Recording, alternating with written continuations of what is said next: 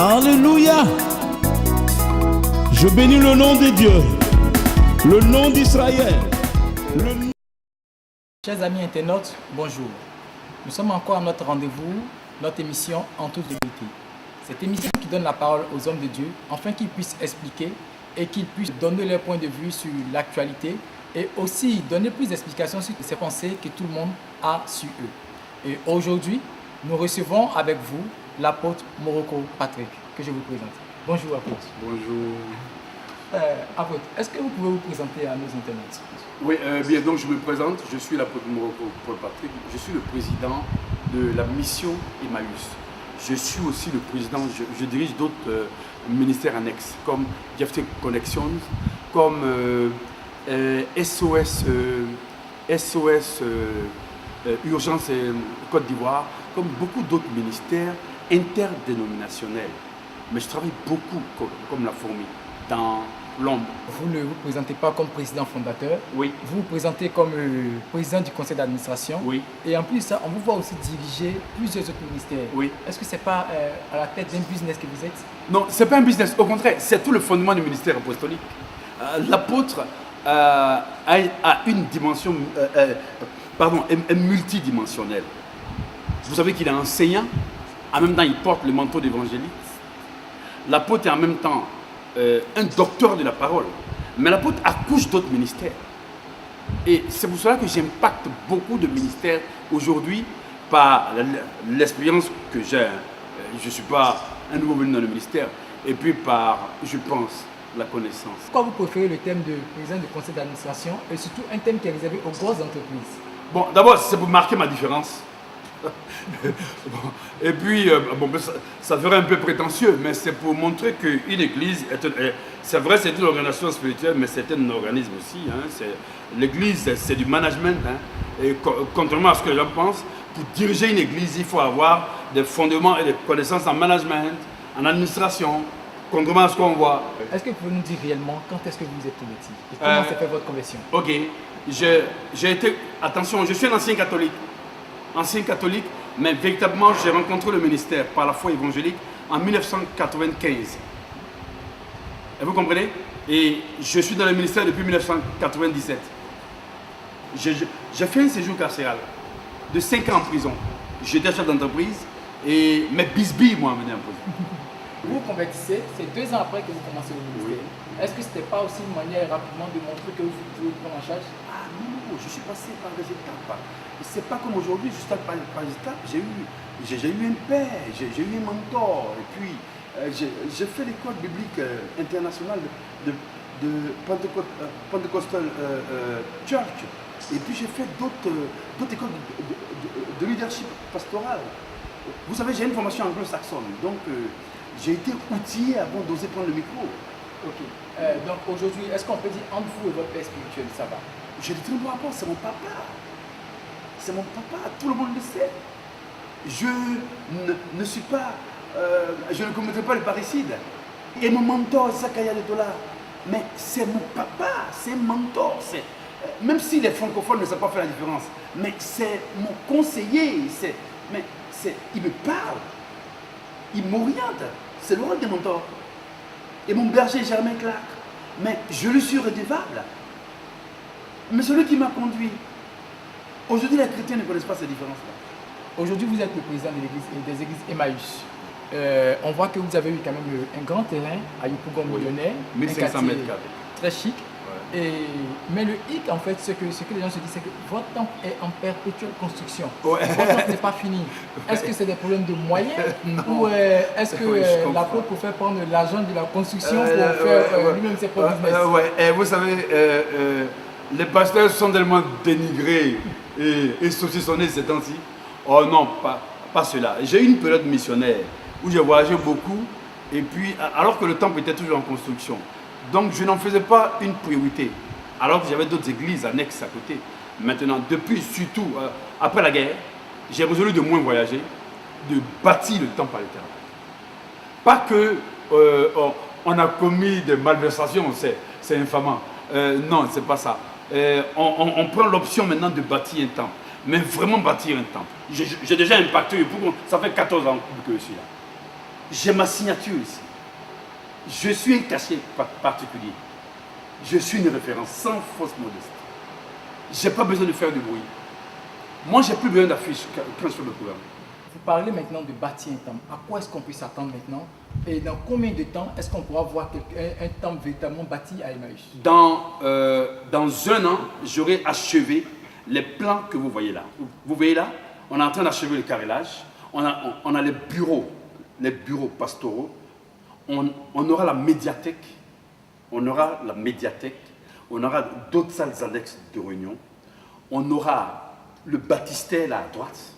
On aura le côté jardin. On aura des toilettes que vous n'avez jamais vues dans d'autres églises.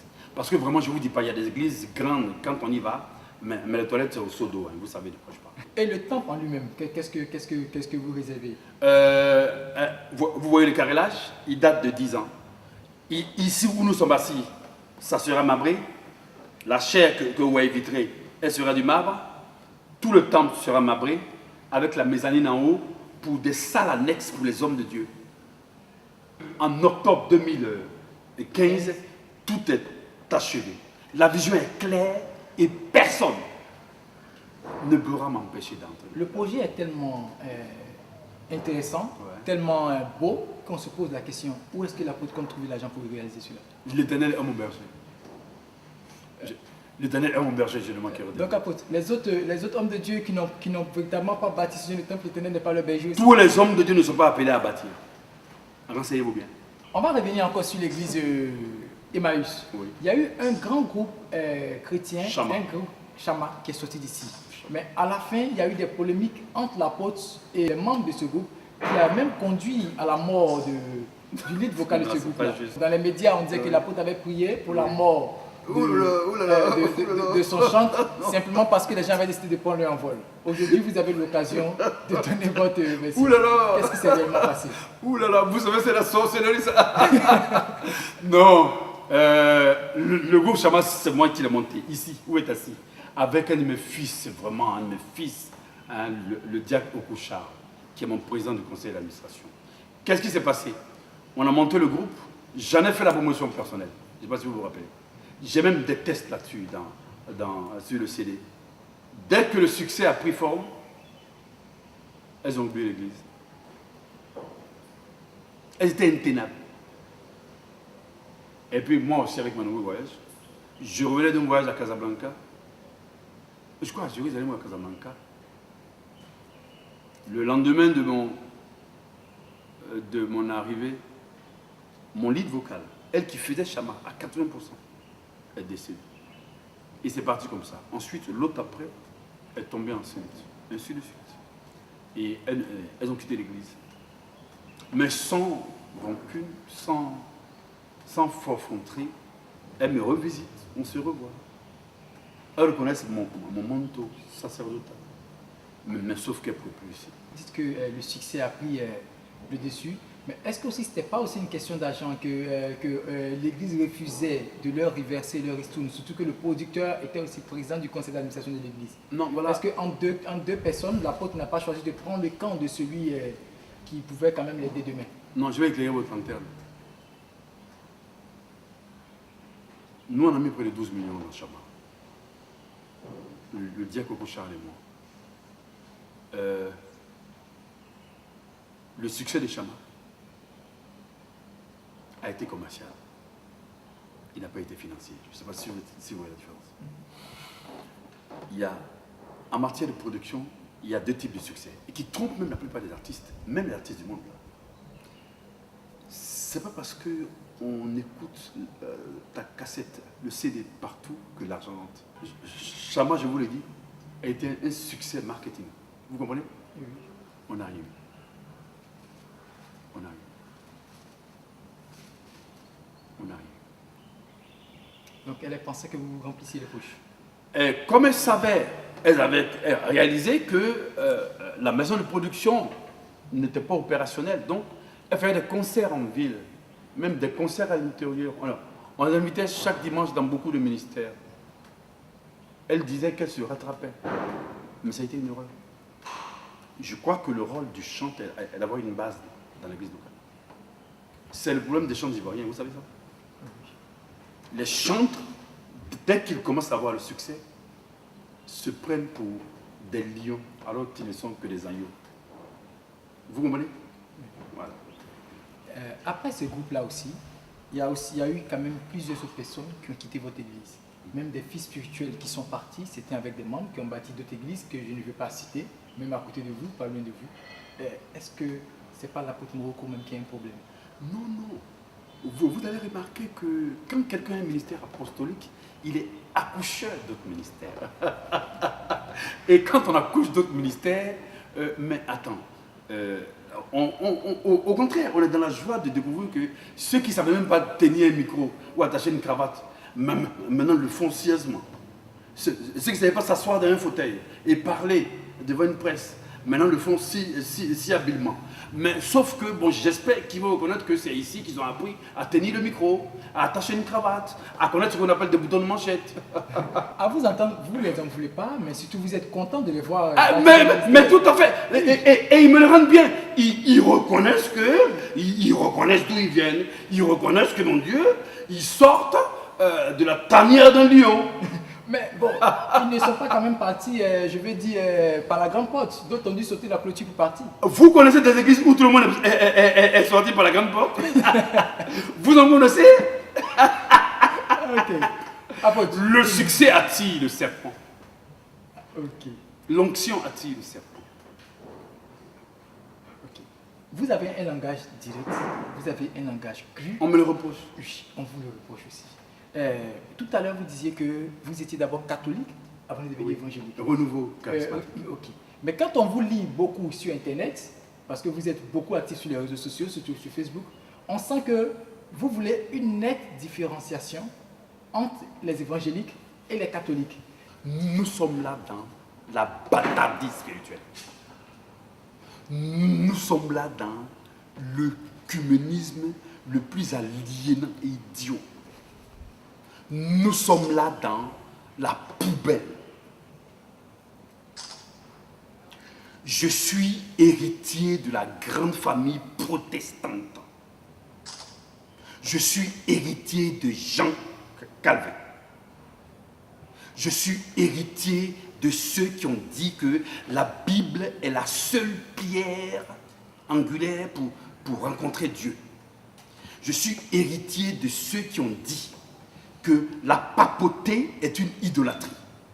Je suis héritier de ceux qui disent qu'il n'y a de salut qu'en un seul nom. Et ce nom, c'est Jésus de Nazareth.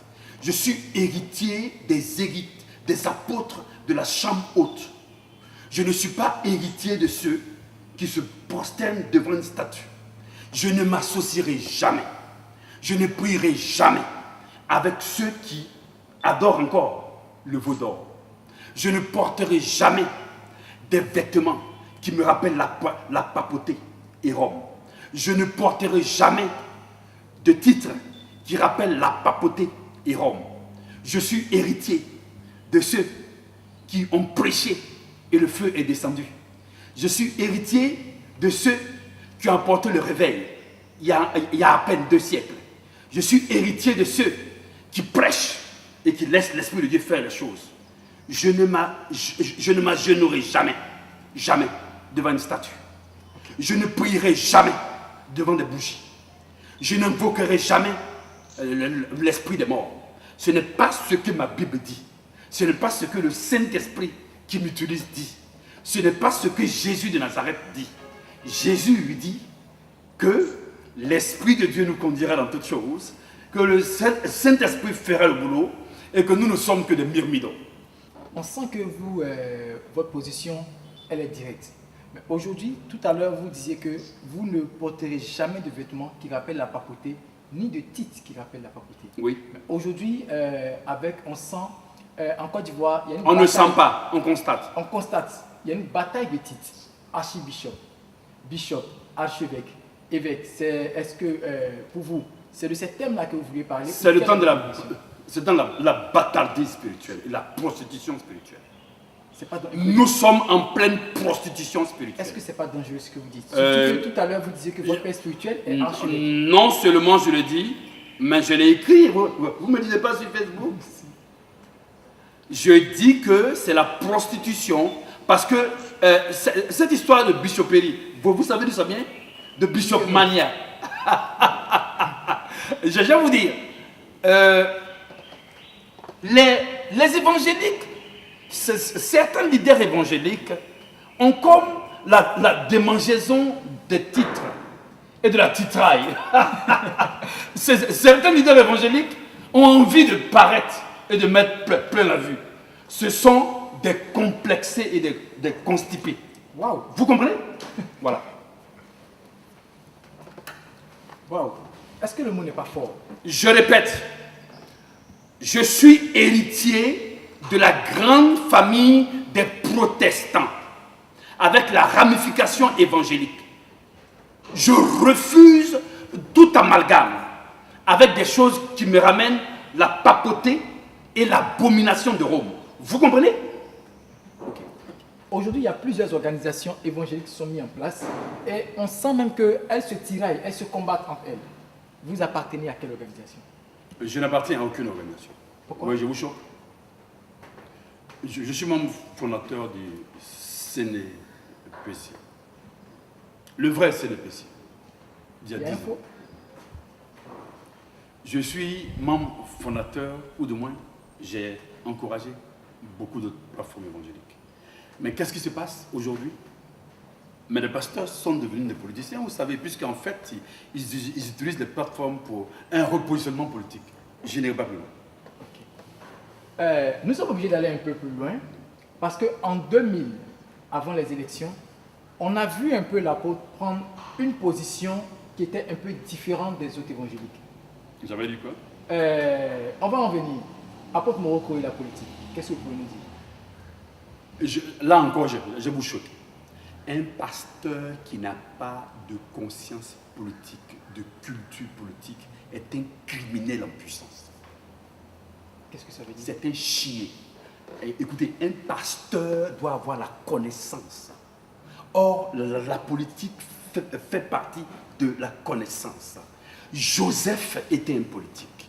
Moïse était un politique. Jésus dit à Pierre, péchez et allez payer l'impôt. Un pasteur ne peut pas dire qu'en politique, il est inodore et incolore, à moins qu'il soit hypocrite. Donc, l'apôtre Morocco, quel est votre parti politique? Je suis fondamentalement un citoyen. C'est tout. Oui, donc vous avez forcément une coloration politique. Non, je vous répète, je suis fondamentalement, viscéralement un citoyen. J'ai horreur de la corruption, j'ai horreur de l'injustice, j'ai horreur du tribalisme. Et je rigole quand ceux qui ont critiqué le tribalisme le pratiquent aujourd'hui. Je rigole, attendez, je rigole quand ceux qui ont critiqué des choses sont en plein dans la gadoue. Vous savez la politique, vous savez la politique. Oui, je vais vous arrêter une minute. On vous a connu très critique, assez direct avec l'ancien pouvoir. Oui. Est-ce qu'aujourd'hui, c'est pas parce que vous n'avez pas eu votre part du gâteau que vous êtes en train de parler? Parce que certains même de vos collègues, de vos confrères, vous accusaient même d'être carrément RHDP. Ok. Ceux qui m'ont accusé d'être RHDP ne connaissent pas mon passé de marxiste-léniniste et d'homme de gauche. Ils sont des cancres, des ignorants. Waouh. Oui.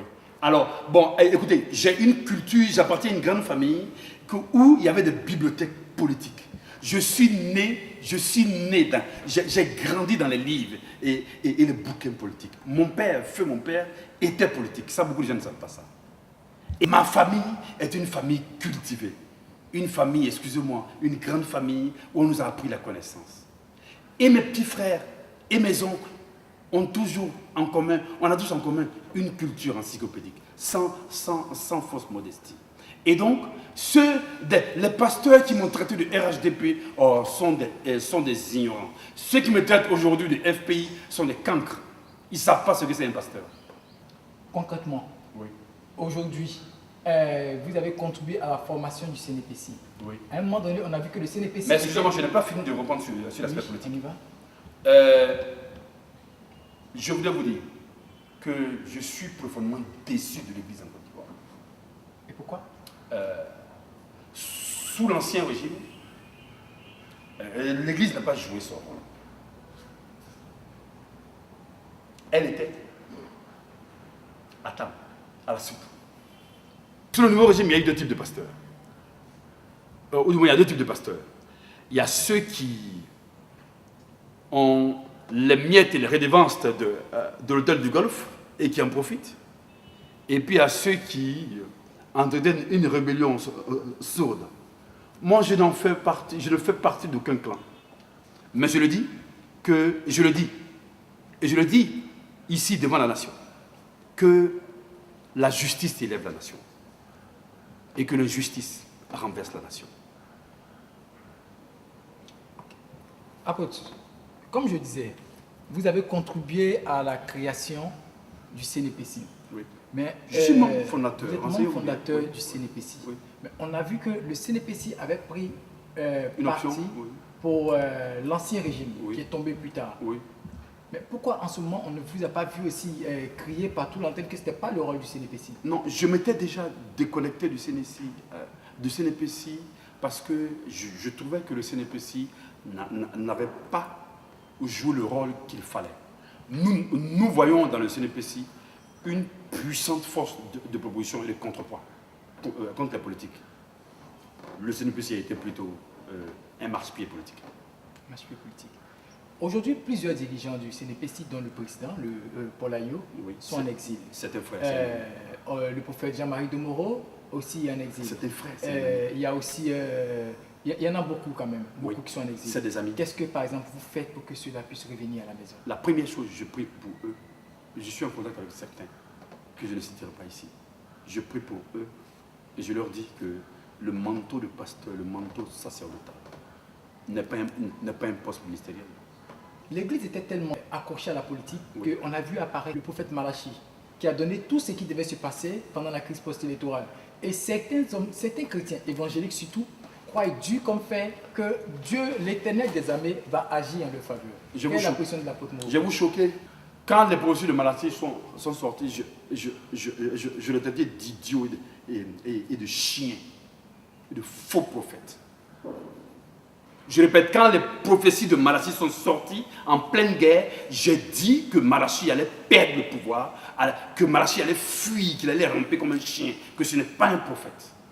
On va sortir un peu de la politique. Oui, ok. Toujours sur les réseaux sociaux, l'apôtre Morocco a dit, et je cite, « La femme doit répondre aux envies et pulsions de son mari. Ce n'est pas un péché. » Est-ce que ce n'est pas dangereux? Dans nos églises, certains pasteurs, certainement handicapés du point de vue de la connaissance, ont fétichisé le sexe. Ils ont mis un voile de la sorcellerie sur le sexe. Ils ont fait que des foyers ont été détruits, désagrégés.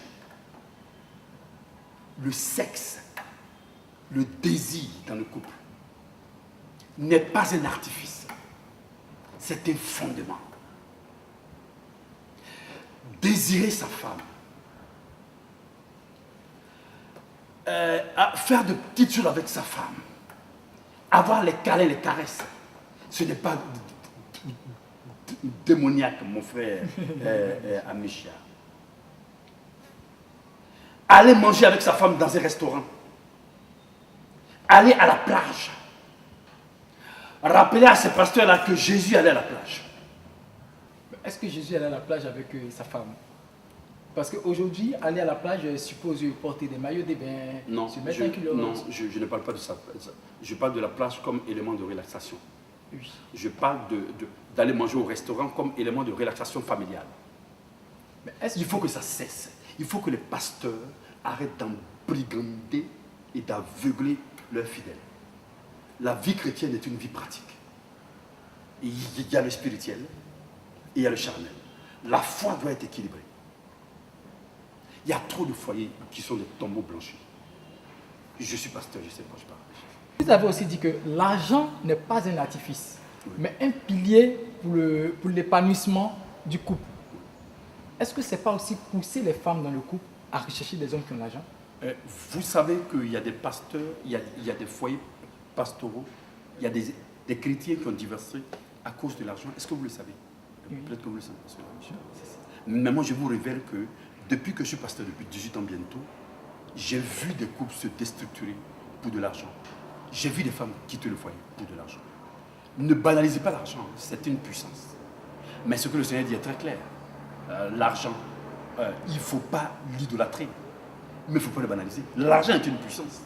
Écoutez, je vais vous faire une confidence. Donnez 1000 francs à quelqu'un à midi et revenez lui donner 10 000 francs après. Vous allez voir son attitude envers vous. De plus en plus, dans certaines églises, il y a des pratiques qui sont balayées du revers de la main. Et on n'enseigne pas en réalité la sexualité. Mais vous vous permettez de parler de sexualité. Est-ce qu'aujourd'hui, il peut y avoir des cours, par exemple, de sexualité dans l'église de l'apôtre Moreau? Oui, mais nous, en préparation du couple, on enseigne cela. Moi, j'ai un cours de préparation du mariage. On enseigne aux futurs mariés, que la vie de couple doit être stable et équilibrée. Monsieur Amisha et madame doivent trouver un jour dans la semaine pour se défoncer. Allez au cinéma, s'il existe encore. Allez au restaurant ou au maquis, selon ses moyens. Mais allez à la plage. Allez se retrouver en convivialité entre amis. C'est important, mon frère. Il y a trop de pasteurs qui ont voulu être des anges, qui sont devenus des démons. Aujourd'hui, nous sommes à la veille de 2015. Oui. C'est bientôt l'année électorale. Oui. Et on sent que le peuple n'est pas rassuré. Oui. Vous, en tant que leader, en tant qu'homme de Dieu, en tant que père spirituel, qu'est-ce que vous avez à dire pour la nation? J'ai 3 choses à dire. La première chose, c'est que la nation est en danger. Parce qu'il y a trop d'injustice, il y a trop de corruption. Et puis le sang des innocents réclame vengeance. Ça, c'est la première chose. La seconde chose est que l'Esprit de Dieu m'a dit, moi, apporte-moi au moins de l'Éternel, que le pays sera dans la confusion. Je répète. L'Esprit de Dieu que moi je connais là, le Saint-Esprit qui m'utilise là, et qui a fait de moi un serviteur, alors que Dieu connaît mon passé, me dit que le pays va rentrer dans une période de confusion. Je l'ai dit dans mon église il y a 2 mois. Je l'ai dit sur une autre radio, sœur. Je l'ai dit à des amis.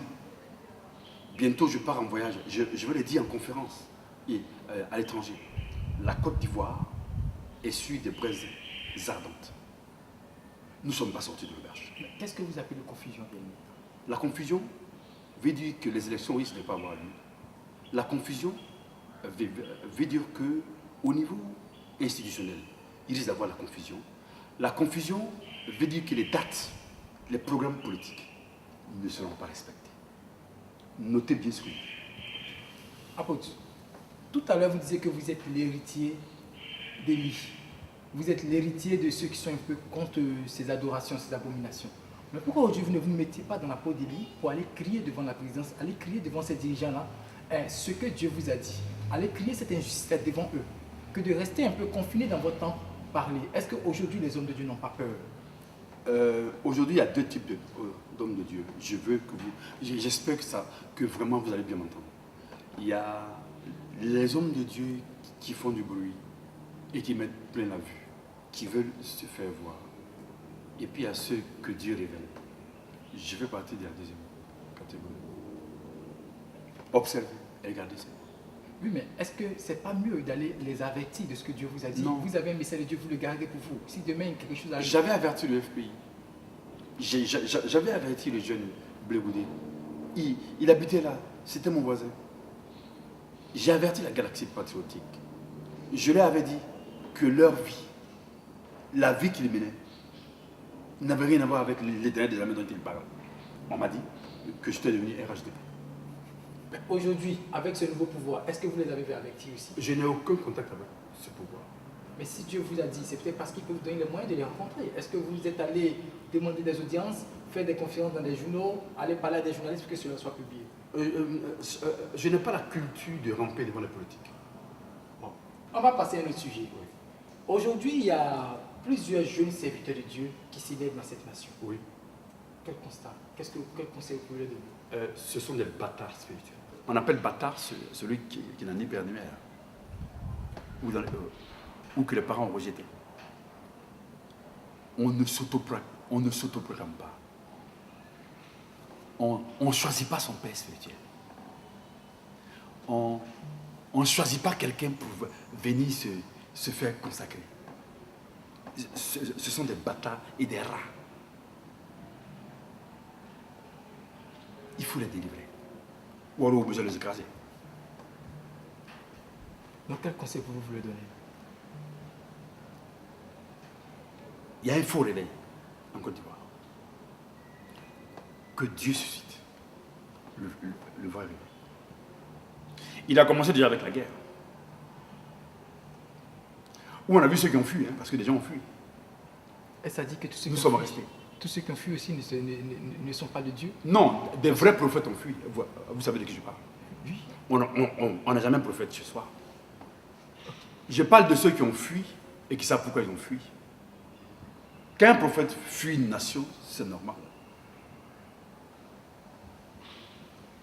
On va revenir toujours sur la Côte d'Ivoire, sur le réveil spirituel. Vous les traitez de bâtards. Un bâtard, je vais encore insister, un bâtard est quelqu'un qui n'a pas de père ni de mère ou que le père ne reconnaît pas. On est d'accord? Oui, on est d'accord. Voilà.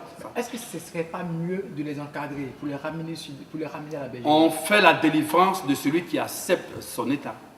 Vous ne parlez pas d'encadrement, vous parlez plutôt de délivrance. Je parle de délivrance.